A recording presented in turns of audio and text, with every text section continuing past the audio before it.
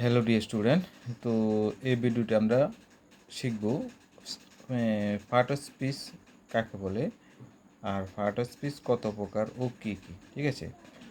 আর noun সম্বন্ধে আমরা জানব। তাহলে দেখো, পার্ট অফ স্পিচ কাকে বলে। পার্ট অফ স্পিচ কাকে বলে? পার্ট অফ স্পিচ হলো, দেখো, each part of the sentence are called part of speech.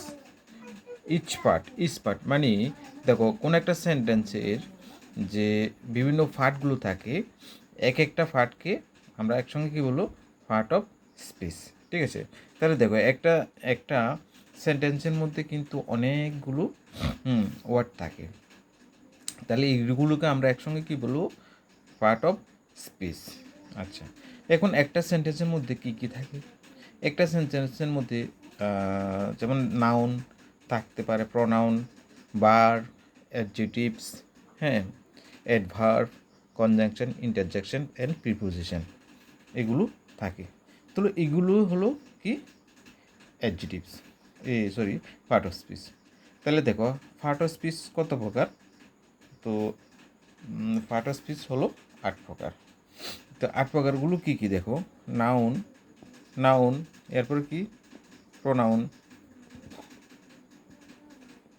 Pronoun, এরপরে কি?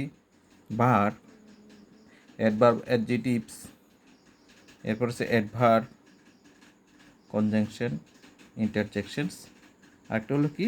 প্রিপোজিশন। তাহলে এগুলো হলো কি? মানে পার্ট অফ বিভিন্ন different type of part of speech, অর্থাৎ 8 প্রকারের এই পার্ট অফ স্পিচ। আচ্ছা, তো এরপরে প্রথম কি আছে দেখো? নাউন কি? দেখো, নাউন, এই নাউন এই যে word that names person, place, things.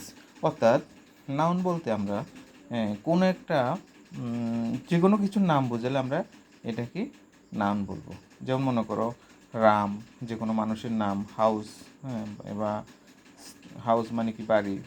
তারপরে একটা প্লেস, হ্যাঁ, বা কান্ট্রি, যেমন কি ইন্ডিয়া।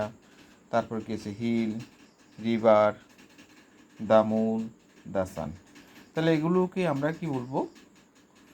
নাউন। যেমন মনে করো Ram is a good boy, হ্যাঁ, তাহলে এখানে নাউন হলো কি? রাম, হ্যাঁ, তাহলে এখানে নাউন হলো রাম।